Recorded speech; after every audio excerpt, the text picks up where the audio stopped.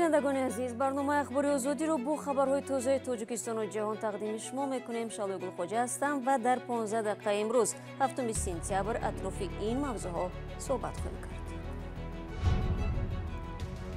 امامعلی رحمان ضمن گذشت نظامی در دوشنبه از خطر گروه‌های تروریستی گفت، اما به حادثه‌های افغانستان اشاره نکرد.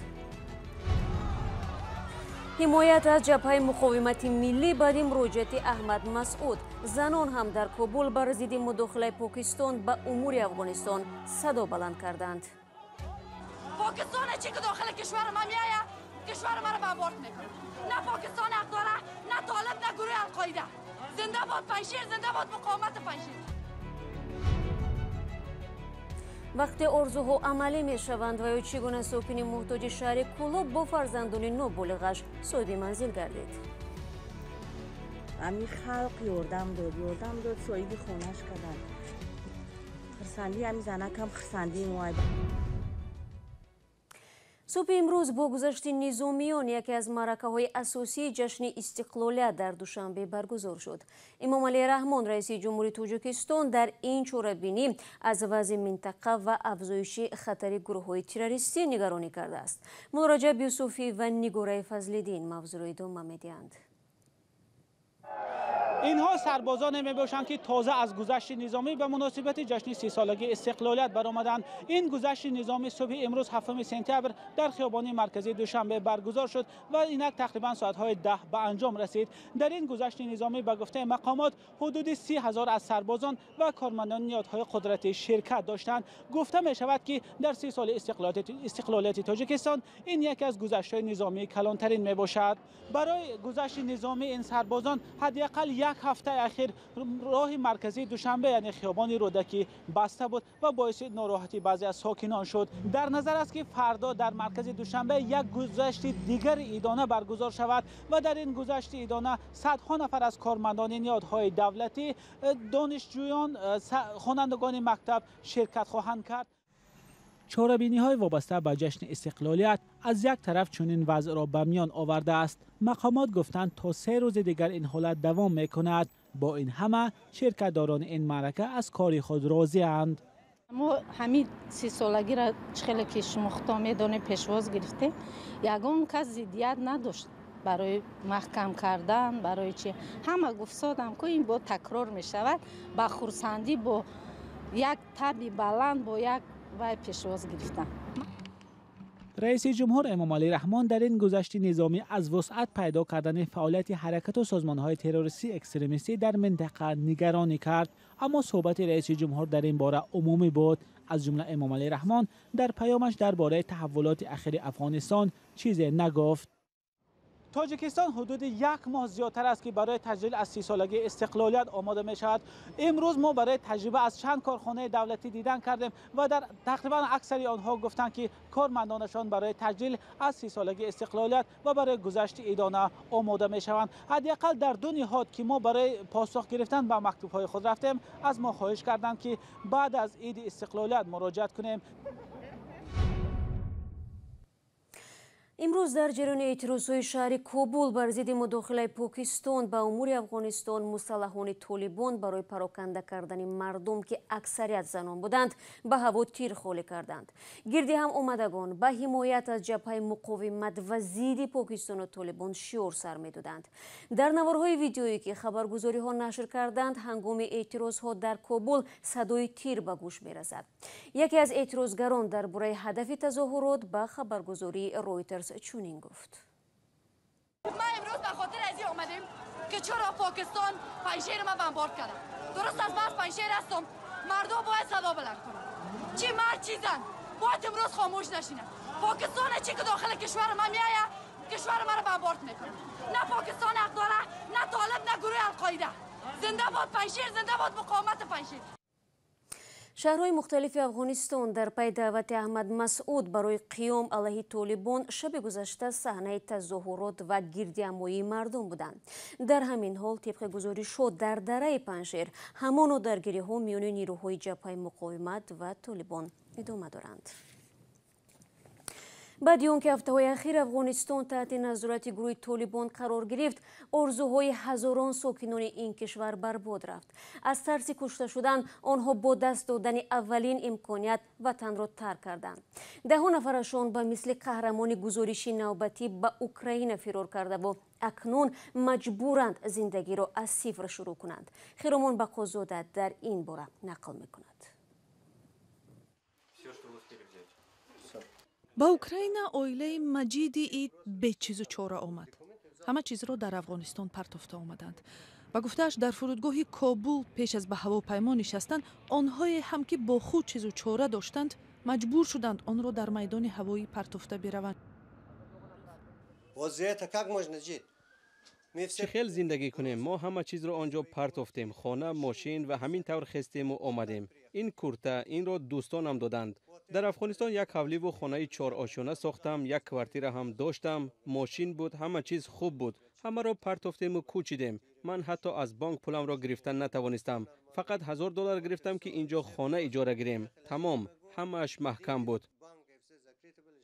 маҷид дар гузашта дар Украина зиндагӣ кардааст. дар инҷо тиҷорат мекард.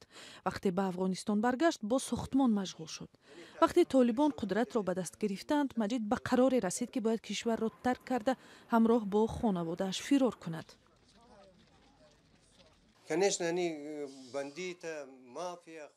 البته راهزنند، مافیا، خلیگانند. وقتی خودت آنها را میبینی میترسی. آنها افلاسند. آنها ماه‌های دراز آب بازی نمیکنند. نزدیک آمده نمیشود. سر و لباسشان هم همین خیل. مویلب این خیل، خودش این خیل. آدمان درست این خیل زندگی نمیکنند. маълум нест ки зиндагии Маҷид дар Украина чӣ хел мешавад. ӯ пеш аз ҳама мехоҳад ки фарзандонаш дар мактаб таҳсил кунанд. حالا نمیدونم، شاید بارکش شده کار کنم. پیش من با تجارت مشغول بودم، کارم خوب بود. фарзандони Маҷид Марвои 12 ва Самии 14 сола мегӯянд, бисёр орзу ҳавасҳои онҳо бо омадани толибон барбод рафт. мо дар зиндагӣ даҳшатҳое дидем ки дар синни мо тасаввурнопазир аст. ман намехоҳам дар бораи ин даҳшатҳо гап занам. мо қариб ки аз таркишҳо фирор кардем.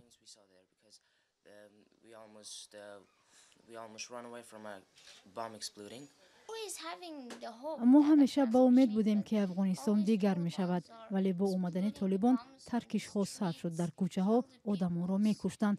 ин хеле бад аст. мо дар ташвиш будем.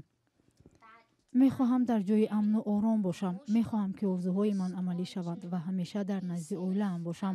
мехоҳам ки ҳамаи онҳое ки дар Афғонистон ҳастанд чунин имконият дошта бошанд.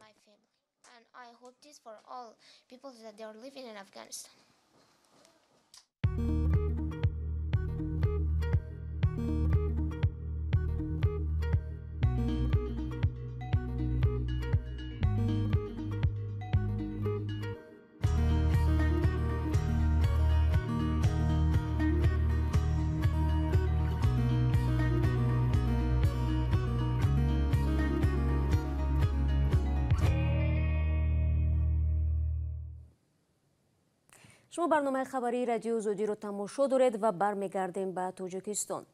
بعد از افزایش نرخ گاز و بنزین در تاجیکستان، ارزش راهگیرها در دوشنبه و گوشه‌های دیگر کشور بالا رفته است.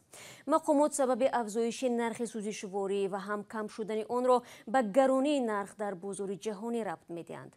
کاهش واردات گاز مایع از قزاقستان یکی از دیگر عامل‌ها بوده است. علیشیر ظریفی و شهلای عبدالله تلاش کردند نظر رانندگان و مسافران را در این زمینه بفهمند. افزایش نرخ سوزشواری در تاجیکستان راهگیرهای تاکسی‌ها را بالا برد. راننده‌ها میگویند اگر مثل ماه‌های پیش نرخ را تغییر نمی‌دادند ضرر می‌دیدند. قطعی جنگ میکنه. میگه به انصاف واقعا نگاه که گاز دستم بنزین نستم. ایش انصافه. ما 180-200 заправка. راهگیرهای تاکسی‌های دوشنبه کلاب از 40-50 سومونی ماه‌های پیش به 60-70، دوشنبه رشت از 50-60 سومونی به 100 سومونی رسیده است. برداشت مجبور بیا 80 سومتی بیا 50 سومتی نداره و شرایط نداره. کنیزا مشکله. با ما مشکله با ما 50 سومتی ما پاکریوت نمیکنه. اقلام پولی ریزین شام نمیشه. як нигаронии ронандаҳо ин аст ки баъзан рӯзҳо мунтазири мусофир мемонанд. ҳузури мусофирон дар таваққуфгоҳи душанбе кулоб кам ба назар мерасад. худи ронандаҳо мегӯянд пас аз болоравии нархҳо сокинон кам ба ин ҷо меоянд ва то зарурати сахт пайдо нашавад ба дигар минтақаҳо сафар намекунанд. ин таваққуфгоҳи таксиҳои душанбе хоруғ аст. бо таваҷҷӯҳ ба он ки аз дарозтарин масир аст, афзоиши нархи бензин дар ин ҷо бештар таъсир кардааст.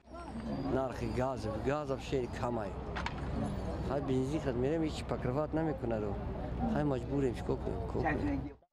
бо фарқ аз дигар таваққуфгоҳҳо дар терминали маром бозори таксиҳои душанбе хуҷанд гарм аст. баъзе мусофирон аз афзоиши роҳгиро нигаронӣ карданд, аммо гуфтанд ки мушкили ронандаҳоро дарк мекунанд. 90 сом 100 сом буд. ҳай вақта газ арзон буд, барои ҳамон нархҳо арзон буд. ҳозир ки газо қимат шуд, бо нархҳои таксидам қиин охир. мо ина мефаҳмем, ягон проблема не. масъулон афзоиши роҳгиро ба минтақаҳои тоҷикистонро тасдиқ карда гуфтанд, он дар мувофиқа бо вазорати нақлиёти кишвар сурат гирифтааст. ҳарчанд мусофирон бар инанд ки гоҳе дар сурати зиёд будани мусофир ронандаҳо бе ин ҳам нархҳоро боло мебаранд. пеш аз болоравӣ нарх дар хатсайри душанбе нархи роҳгиро барои як мусофир то 130 сомон муқаррар карда бошад. ҳоло аз сабабе ки нарх камтар боло аз сабаби сӯзишворӣ боло рафт, нарх барои як воситаи нақлӣ аз 150 то 197 сомон муқаррар карда шудааст. ин дар асоси нархнома. намояндагони хадамоти зеҳнинисории кишвар мегӯяд, дар кишварҳои содиркунанда камбуди сӯзишворӣ ва гаронии он ба мушоҳида мерасад ки чунин омил таъсири худро ба бозори Тоҷикистон гузоштааст. ҳоло 1 литр бензин дар ин ҷо то 11 ва газ то 9 сомонӣ нархгузорӣ шудааст. зулқадамо абдураҳмонова сокини шаҳри кулоб ки моҳи гузашта бо ҳукми додгоҳ бо кӯдакони ноболиғаш дар кӯча монда буду фиғони бесадояш дили садҳо нафарро реш кард, акнун ба бурё кӯбон омодагӣ мегирад. баъди силсила гузоришҳои радиои озодӣ дар мавриди мушкилоти ин оила афроди саховатпеша барояш манзил хариданд. ин навбат низ маҳмудҷон раҳматзода ба аёдати зулқадамо рафт то ин бор ашки хурсандӣ ва дуои хайри ӯро ба навор бигирад. саховатмандон ва савобҷӯён мушкили зулқадамо абдураҳмонова зани маъюберо сон карданд ки пас аз ҳукми додгоҳ бо 4 фарзандаш дар кӯча монда буд. ҳоло ӯ аз хонаи наваш дидан мекунад. радиои озодӣ аз моҳи апрел ба ин сӯ даъвои додгоҳии духтарандари зулқадамоҳро расонаӣ ва пайгирӣ мекард. духтарандараш манзили падариашро ки зулқадамо 10 сол дар он зиста 2 фарзанд зод ва 2 фарзанди дигари шавҳарашро ба воя мерасонид дар санадҳо моли худ кард. додгоҳи кулоб ба берун кардани зулқадамо ва фарзандонаш ҳукм кард ва ин баъз эътирози ӯ ва ҳамсоягонашро ба миён оварда буд. акнун ҳамсоягон аз он шуданд ки зулқадамо соҳиби сарпаноҳи худ гашт. این دین ما می زنک می بینم بسیار خوشحالای برای که امی خلق یاردم داد صاحبی خونش کردن برای امی خوشحالی امی زنک ما امروز دیدم ای حساب ای جانی بیچی ما هم با چی خیلی خرسندیم خرسندی امی زنک هم خرسندی ما برای که کودکای نابالغ دارن. манзили нави зулқадамо абдураҳмонова дар наздикии хонаи пештараш аст. онро ба 170 000 сомонӣ ё бештар аз 15 000 доллари амрикоӣ харидаанд. хурсандии зулқадамо аз он ҳам ҳаст ки ҳамсоягони пуштибонаш аз ӯ дур нестанд. зулқадамо бо забони худаш ба ҳамсояи наздикаш аз хонаи нав қисса дорад. ӯ ба асалмо мегӯяд ки хонааш мисли хонаи ӯ чойлоби ангур ва дигар шароитро дорад. ҳамсояашро ба хонааш даъват дорад то хонаашро аз наздик бинад. ҳар замон ҳам бо забони худаш дар ҳаққи афроди хайрхоҳ дуо медиҳад. ин накӯкорон нахостанд аз онҳо дар гузориш ном бурда шавад. зулқадамо абдураҳмонова 49 сол дошта соли 2010 бо мурод кавгаков марде ки аз ӯ 30 сол бузургтар буд издивоҷ кард. мушкили бинандагони азиз, фурсати барномаи ахбори озодӣ инҷо ба поён мерасад. ташаккур ки то ин лаҳзаҳо моро тамошо кардед. фардо шуморо дар барнома мунтазир хоҳем буд. худро эҳтиёт кунед ва худо нигаҳдор.